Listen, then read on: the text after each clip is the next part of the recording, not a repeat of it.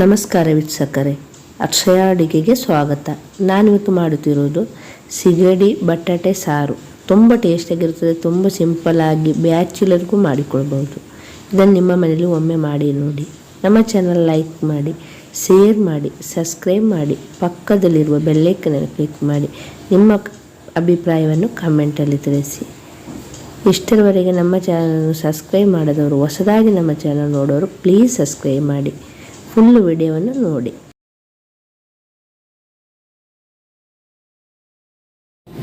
ನೋಡಿ, ಎಟ್ಟಿ ಮತ್ತು ಬಟಾಟೆ ಹಾಕಿ ಸಾರು ಮಾಡುವಂತಿದ್ದೇನೆ. ಎಟ್ಟಿ ನೋಡಿ, ಸಣ್ಣ ಸಣ್ಣ ಎಟ್ಟಿ ಬಟಾಟೆ ಹಾಕಿ ಸಾರು ಮಾಡಿದರೆ ತುಂಬ ಟೇಸ್ಟಾಗಿರ್ತದೆ. ನೋಡಿ, ಈಗ ಇದನ್ನು ಕ್ಲೀನ್ ಮಾಡಿಕೊಳ್ಬೇಕು.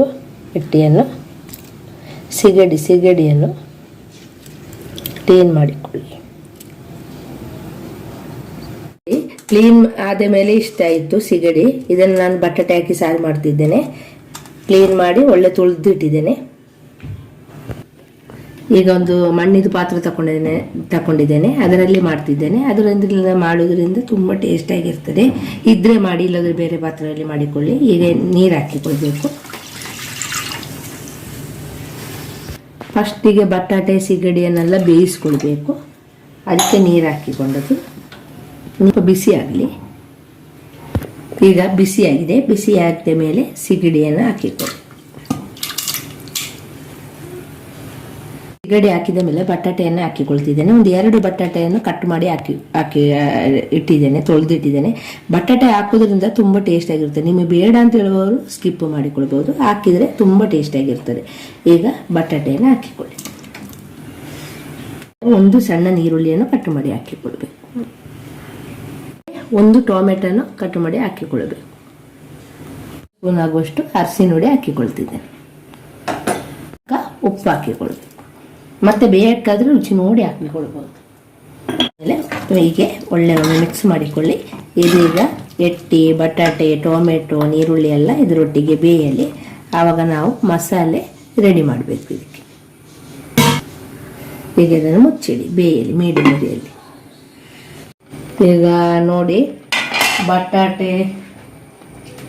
ಬಟಾಟೆ ಸಿಗಡಿ ಮತ್ತು ಟೊಮೆಟೊ ಎಲ್ಲ ಬೆಂದರೆ ಗ್ಯಾಸ್ ಆಫ್ ಮಾಡಿಕೊಳ್ಳಿ.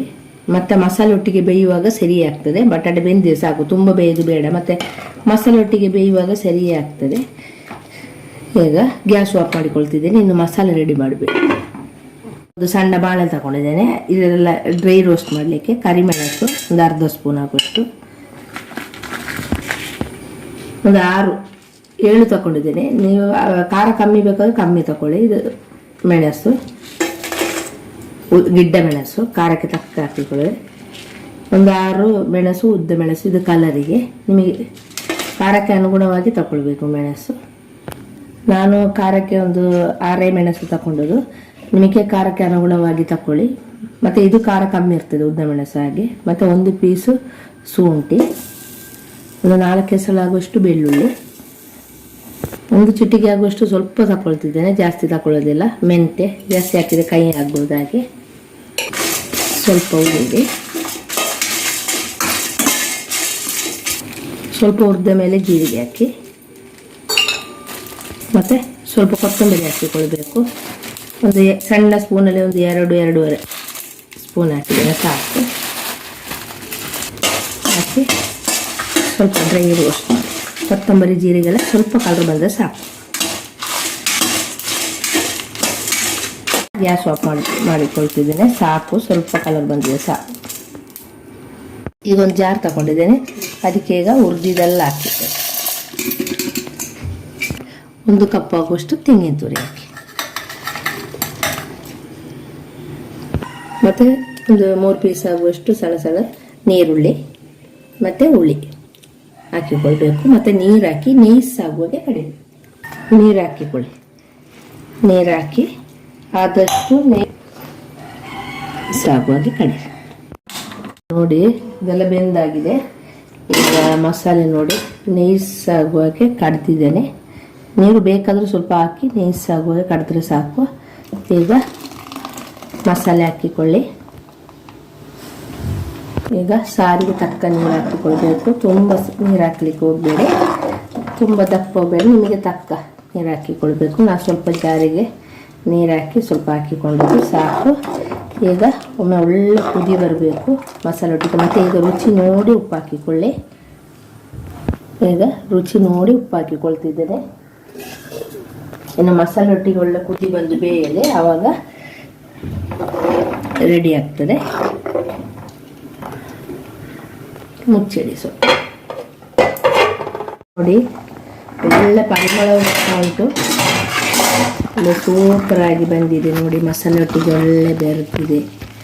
ಬಟಾಟೆ ಮತ್ತು ಸಿಗಡಿ ಹಾಕಿ ಗಸಿ ಅಂತಲೂ ಹೇಳ್ಬೋದು, ಸಾರು ಅಂತ ಹೇಳ್ಬೋದು, ಅಷ್ಟು ಟೇಸ್ಟಾಗಿ ಬಂದಿದೆ ನೋಡಿ. ಇನ್ನು ತಣ್ಣಗಾಗೋ ಇನ್ನೂ ಸ್ವಲ್ಪ ದಪ್ಪ ಆಗ್ತದೆ, ಟೇಸ್ಟಾಗಿರ್ತದೆ, ಗೆಸಿ ಟೈಪ್ ಇರ್ತದೆ ನೋಡಿ. ಈಗ ಗ್ಯಾಸ್ ಆಫ್ ಮಾಡಿಕೊಳ್ತಿದ್ದೇನೆ. ಇದಕ್ಕೆ ಸ್ವಲ್ಪ ಒಗ್ಗರಣೆ ಹಾಕಿದರೆ ಇನ್ನೂ ಟೇಸ್ಟಾಗಿ ಬರ್ತದೆ. ಹಾಗೆ ತೆಂಗಿನೆಣ್ಣೆ ಹಾಕಿದೆ. ತೆಂಗಿನೆಣ್ಣೆ ಹಾಕಿದರೆ ತುಂಬ ಟೇಸ್ಟ್ ಆಗೋದು. ಒಂದು 2-3 ಸ್ಪೂನು ತೆಂಗಿನೆಣ್ಣೆ ಹಾಕಿದರೆ, ಮತ್ತು ಸಾಸಿವೆ ಅರ್ಧ ಸ್ಪೂನ್, ಎಣ್ಣೆಗೆ ಕಟ್ಟು ಮಾಡಿಟ್ಟ ಸಣ್ಣ ಪೀಸು ನೀರುಳ್ಳಿ. ಇದು ಸ್ವಲ್ಪ ಗೋಲ್ಡನ್ ಬ್ರೌನ್ ಕಲರ್ ಬರಬೇಕು. ಸಿಡಿದ ಮೇಲೆ ಹಾಕಿಕೊಳ್ಳಿ. ಗೋಲ್ಡನ್ ಬ್ರೌನ್ ಕಲರ್, ಸ್ವಲ್ಪ ಗೋಲ್ಡನ್ ಬ್ರೌನ್ ಕಲರ್ ಬರುತ್ತೆ. ಮತ್ತು ಸ್ವಲ್ಪ ಕರಿಬೇವು ಹಾಕಿದರೆ ಸಾರು ರೆಡಿ ಆಗ್ತದೆ. ಈಗ ಸ್ವಲ್ಪ ಗೋಲ್ಡನ್ ಬ್ರೌನ್ ಕಲರ್ ಬಂದಿದೆ ಸಾಕು. ಈಗ ಕರಿಬೇವು ನೋಡಿ. ಈಗ ಒಗ್ಗರಣೆ ಆಗಿರುವಂಥ ಎಟ್ಟಿ ಬಟಾಟೆ ಸಾರು ರೆಡಿಯಾಗಿದೆ. ಗೆಸಿ ನಿಮ್ಮಲ್ಲಿ ಖಂಡಿತವಾಗಲೂ ಮಾಡಿ ನೋಡಿ.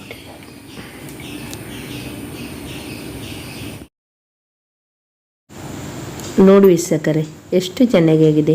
ಎಟ್ಟಿ ಬಟಾಟೆ ಸಾರು ಗಸಿ ಅಂತಲೇ ಹೇಳ್ಬೋದು. ತುಂಬ ಟೇಸ್ಟಾಗಿರ್ತದೆ. ಇದನ್ನು ನಿಮ್ಮ ಮನೇಲಿ ಒಮ್ಮೆ ಮಾಡಿ ನೋಡಿ. ನಮ್ಮ ಚಾನಲ್ ಲೈಕ್ ಮಾಡಿ, ಶೇರ್ ಮಾಡಿ, ಸಬ್ಸ್ಕ್ರೈಬ್ ಮಾಡಿ, ಪಕ್ಕದಲ್ಲಿರುವ ಬೆಲ್ಲೈಕನನ್ನು ಕ್ಲಿಕ್ ಮಾಡಿ. ನಿಮ್ಮ ಅಭಿಪ್ರಾಯವನ್ನು ಕಮೆಂಟಲ್ಲಿ ತಿಳಿಸಿ. ಇಷ್ಟರವರೆಗೆ ನಮ್ಮ ಚಾನಲನ್ನು ಸಬ್ಸ್ಕ್ರೈಬ್ ಮಾಡದವರು, ಹೊಸದಾಗಿ ನಮ್ಮ ಚಾನಲ್ ನೋಡೋರು ಪ್ಲೀಸ್ ಸಬ್ಸ್ಕ್ರೈಬ್ ಮಾಡಿ.